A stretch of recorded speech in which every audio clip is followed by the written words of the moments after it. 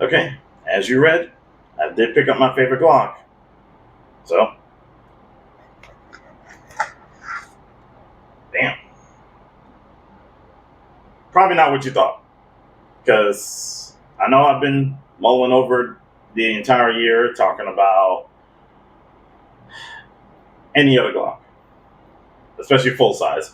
Because I wanted something that would be compatible with some of my other, um, let's say, standard capacity 29 round for YouTube purposes Glock magazines.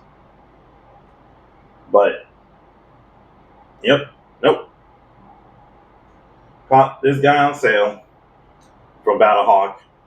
Not facilitating the sale of firearms, YouTube. They do very well selling themselves. So, yep, this is the DR920. So, even though I was initially looking for the XR920 from the Foundation series, uh, I ended up just picking this one up because it came out $30 cheaper. So, that's how it is. So, this was the full size Glock that I've been waiting for. And, I mean, I'm not even sure what much to say besides what's already been said, good, bad, ugly. But I'll just hit some primary points here. Um, I have been dry firing this because I did pick this up for Glocktober, but I was going through some other reviews, so this kind of got put in the back burner. But that being said, some highlight marks around it. The grip, perfect for me. Never could stand the standard Glock grip, and I'm not talking about the grip angle, just the grip. I will adjust the backstrap because I really don't have a big preference when it comes to between, or at least I'm not super against the Glock angle, but when it comes to, let's say, my more 1911 inspired guns, 226 especially, I love the ergonomics of it. I think the M&P uses the same angle on the 2.0, or just the M&P lineup uses the same angle. Love it too. But even on my Glock 43, and I believe the dagger, micro dagger, uses the same angle as well. Never had an issue. So to each their own on that one. But the grip texture itself, love it. If you saw the leaks for the Gen 6, is basically copying this. So there goes that. Now I know a big thing. Well, I will say the sights exactly how I want them. Black serrated rear, um, and I know I usually prefer night sights, especially like a fiber optic up front, even, but just a white dot up front still works for me. I just more care, excuse me, I care more about having a blacked out serrated rear sight. That's exactly what I want for just about any gun, but again, I'm not super picky when it comes to sights either. Now, the one thing I will say that is probably the most controversial thing is the trigger. Now, we are clear. Just get that mag out the way. But I will say, now, when it comes to the trigger dynamics, and again, I probably mentioned it already that I have been dry firing in particular a lot with this gun, probably to the hundreds, might even touch the 1,000 mark. Whether you consider that excessive or not, point taken. But I will say that when it comes to this, what I see the biggest difference of that I don't see with much other systems, and again, I'll do it again right now, is the travel. And not so much the reset. The reset feels like Glock generally has a great reset, but the travel, the initial take up, is awesome. And I guess people will complain about how that take up has a lot of grittiness to it, which it did until I dry fired the hell out of it. It's smooth now, but I'll also say that generally speaking, that has smoothed out. And not only that, you can't beat that travel. I seen with my micro dagger, after I broke that in, and has a long travel, but it's probably the smoothest, like no grittiness whatsoever. The Glock is kind of like in the middle, and this probably has, if you're just going by feel, especially when it's brand new out the box, it has the most grittiness, but the shortest travel. So, just like with anything, there's a trade off, at least in this system. It's not a hammer fired system, so at least when I come to liking how a trigger pulls, nothing will compare to the hammer fire guns, just bar none. So, but that being said, the undercut, great. Double undercut doesn't really strike me as necessary. Nice to have for putting my support hand a little bit higher, but that's about it. Beaver tail's great. I still got to mess with the grip inserts, which I probably will do once I pause, because I plan on pausing so I could get my other accessories on, well, namely just the optic and the holster, just for fitment purposes. So we're just going to take a quick break right now. I'm going to slap this all together, figure out what works for me, and talk a little bit more about my complete setup. And ideally, not so much what I plan to do with it, because I already said like it's kind of like just an extra gun, just because I have the magazines. But maybe what would I have done with it had I come around to this sooner? But we'll see.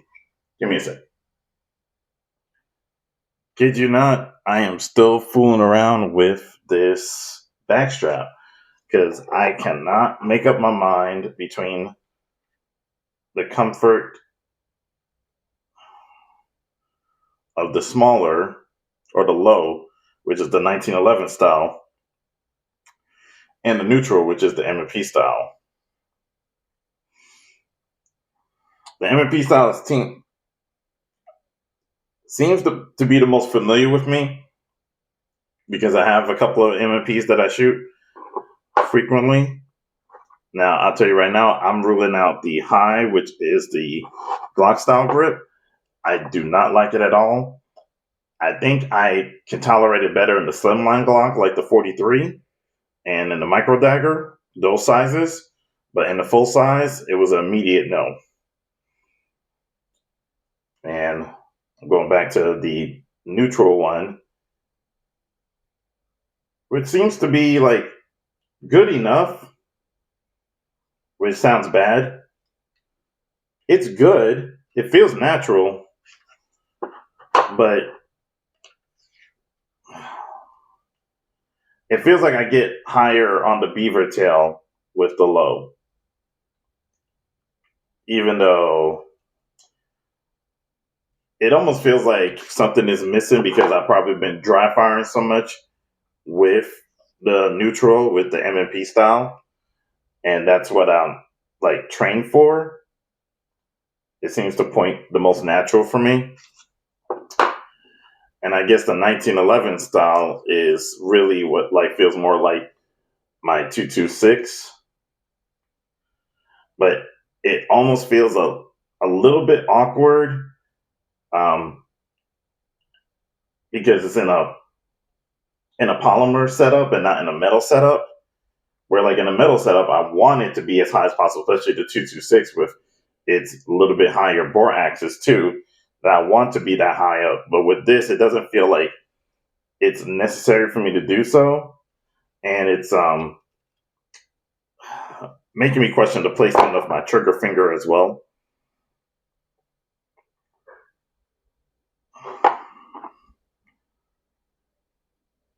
So let me go back to the low one more time here.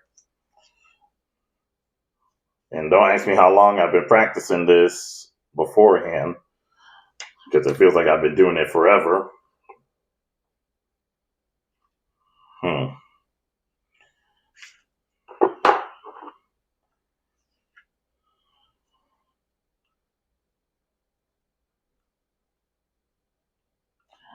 Yeah, I think the grip relative to how I'm actuating the trigger might be best with the neutral. Again, that's just the damn time I put in with the M&P that the relative low bore axis of a Glock clone with the 1911 angle is throwing me off. So unfortunately, I'm going to keep it to neutral, like I'm used to with my M&P. It just points the most natural and fastest for me, and pushes my hand far enough that my trigger actuation isn't an issue either. So there. Did all that, experimented just to end up back at neutral. Like, great. Great, great, great. So just going to push this back for the pin. And the pin does go in both directions here. So I'm just going to do a little bit more here. So much of the novelty of different backstraps, but different guns, different backstraps. So I just ended up where I'm used to training at, but your preferences may vary for how you actuate the trigger. And for me, the M&P angle is what I practice the most, so that's what came the most natural here. So not really that much of a surprise, even though my 226 is much more my daily carry. I think it's probably at least in a full size capacity, the way that it's formed is it was more contoured around that 1911 angle, whereas this is kind of like more adapting to it, but not specially for it. So take it for what it's worth. So if you want to see, like, this was used for pushing the pin, and these were the straps that I was experimenting with. They have the letters at the bottom where my nail is sticking right there. So this one was the low one. That's the 1911 one. And this one's the high one, which is the traditional Glock hump. So there's that. There's some other things to go over here. Here's the El Manuel. Here is some Lucas gun oil, which is pretty extreme. And that kind of tells you that I bet you there's a lot of people that were having issues breaking these in that were not using this and were using, I mean, not that Hoppies is bad, but sometimes you need something better, like stronger or better lubricating or just in general more expensive and extreme even to break this in. Standard lock. And I'm probably going to break it in with 124s. I have plenty of 124s. That's what I prefer. And I'm sure it'll get used to the 115s.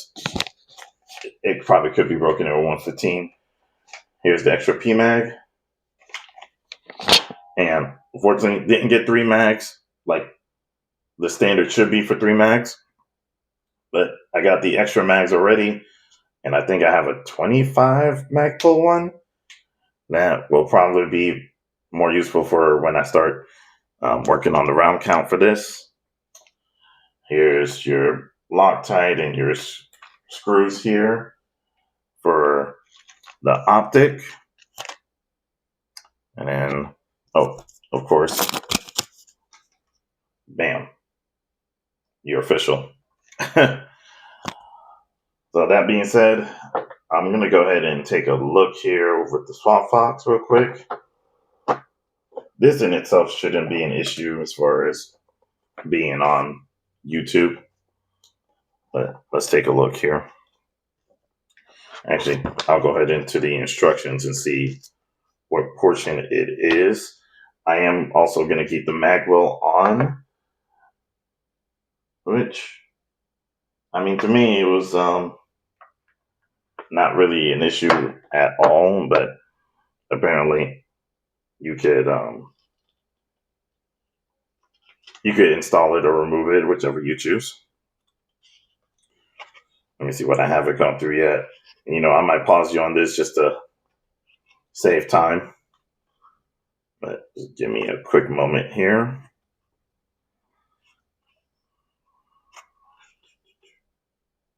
Okay, talk operation here. Okay, and here's the Optic mountain. So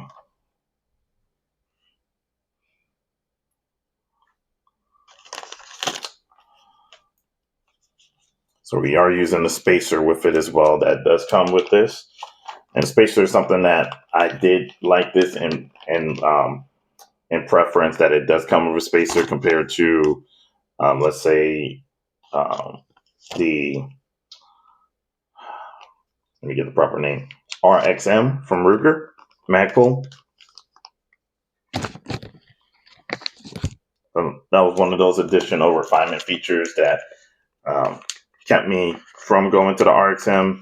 Also, the fact that I'm not big on FCUs. That's a personal preference.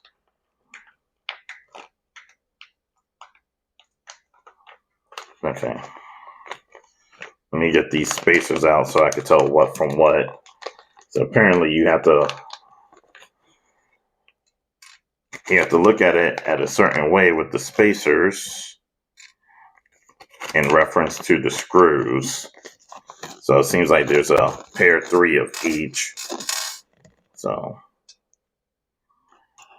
be careful you're on the carpet. But let me go ahead and just show you here how it shows it for the pattern. So not that this should be difficult, but it is going to take time. So I'm going to try to cut out some of that process. So hang on a sec. Okay. So I just went ahead and read up a little bit just to make sure that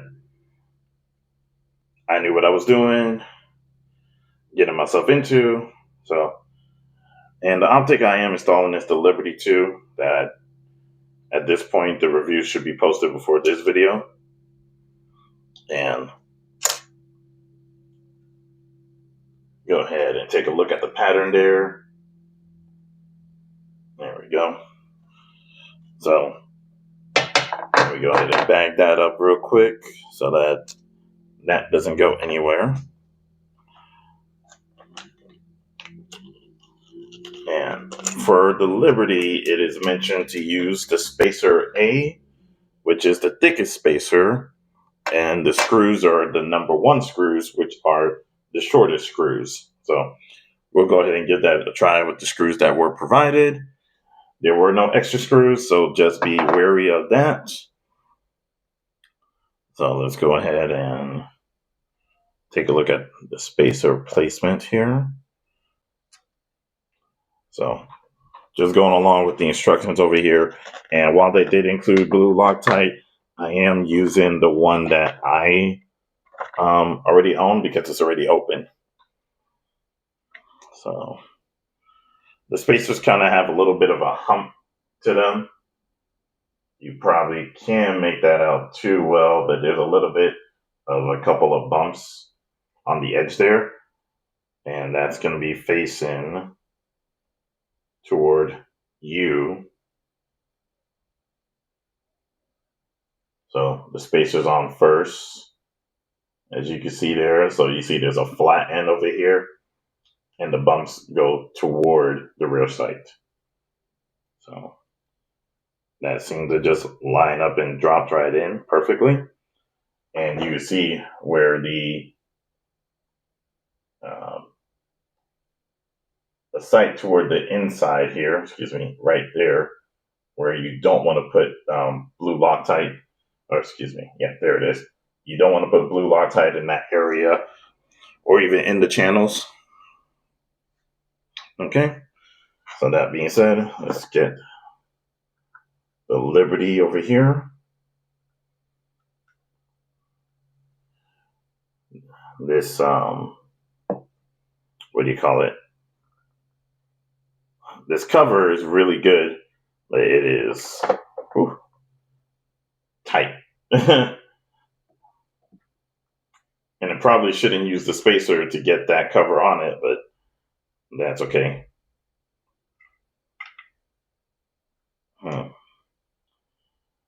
And while it did mention the Liberty, it did say that this fitment would be tight here.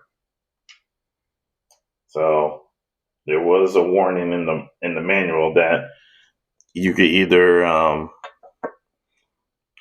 it kind of depends, but you may have to sand it down to make sure that it has a a really good fitment. I'm actually going to see what happens first when I try the medium, because while it did mention that it would work for this version, there was a redesign on the second Liberty, so that it might not be compatible with.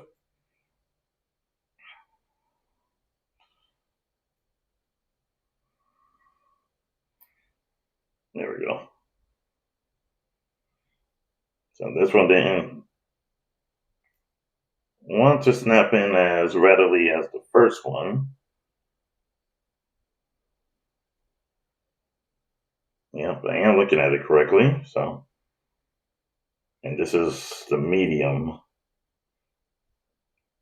type. So we'll see what happens when we try to place it back here. So, okay, there's a little bit of movement there, at least side to side, but at least right here, I'm just trying to get this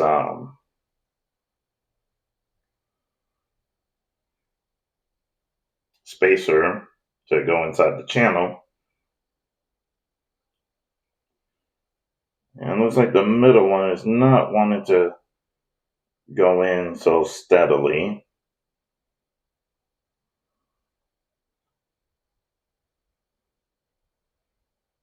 The orientation is correct. Sorry to be fussing around with this.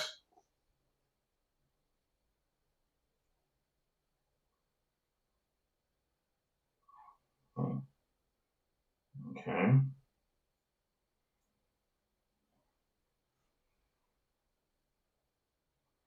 Sorry. I'm not trying to look down the barrel, so don't get that impression. I'm just trying to align my eye with how this spacer is sitting.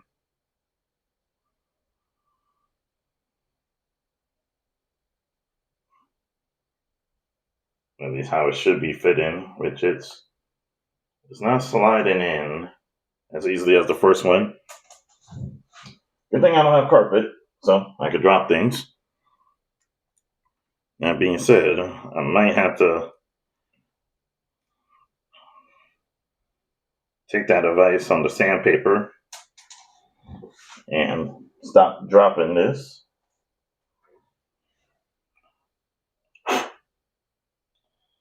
All right, just try this one more time just to double check here for the fitment. Okay, that one slid right in as before, and oh, never mind. Just have to press down on it. Okay, we're in business. Never mind. I'm done. So there. I just had to press down, coming from the top, instead of trying to slide it in. So this is wider than I thought it would be, but at least the optic itself, this is my first time using an RMR optic, but clear.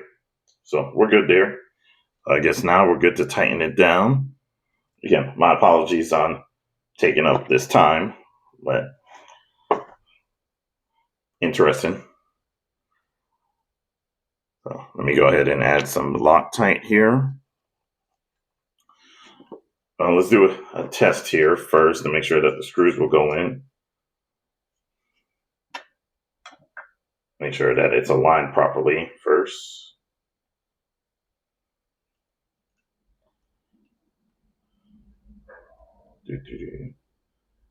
All right. Yep. Looks like it's going in the channel just fine, so no issues there.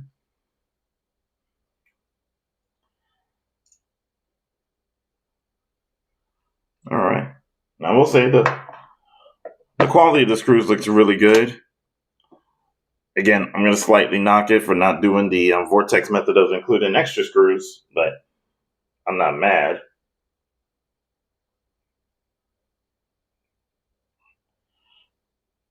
Same logic applies to the 3 magazines for new firearm. Just setting the expectation for the customers properly. Okay, so there's the first one. Just gonna screw it just a little bit, just so that it doesn't flop around. Poor choice of words, but that's the words I use. All right, let's get some going over here. And we're good to go. All right. And there you go. All right. Just 2 to 3 dabs per screw. And of course, only put those beads on this threaded section of the screws, not in the holes.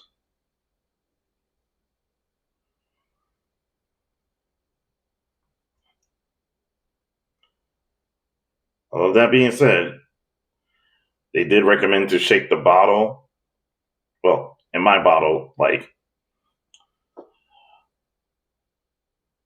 again, like I was already using it, but on the Loctite that they included, they did recommend to shake it for 20 to 30 seconds, probably due to how stagnant that it's at as well. Okay. And then I'll do a proper torque down later. But I'm just getting it snug for now. Okay. We'll see how it points. So it's a little bit off center as far as lining up with the iron sights, but not bad. You can see it there. Good window. And I see just enough over it to be able to line up the irons. So that's not a bad thing either. So let's just double check that picture there. So yeah, I'm gonna have to drift that to the right just a little bit, but again, off camera work, not a big deal. Before I go ahead and start doing what do we call it? Verifying for 0. So that being said, the last thing. Let me go ahead and get this out the way real quick. So just pardon me here. Just so that if I drop anything or move around, I don't immediately lose everything or drop it into Timbuktu. All right. Well, if you grew up saying Timbuktu, yeah, we need to schedule our colonoscopy, as John Korea likes to say. All right. So last things last. And one other thing I'll say that's remarkable. This might have been, like, as far as tolerances go, like the tightest polymer pistol that I ever had out the box. Just tight lockup. Let me make sure there's nothing else here at the bottom. Might be extra screws. So, just excuse me being a savage with this thing. But I've had quite a few of these, so I'm not treating the Black Hawk really nicely. Oh, the claw, of course. You need the claw. But that being said, before we get to all that, we're just doing a fitment check. Gen 4 17 holster. And there we go. Yep. And again, just so you can hear it, click. Click. So, not bad. Works for me. That's what it's advertised for. It comes out without much resistance. But we can always tighten that down just a little bit. So that, yep.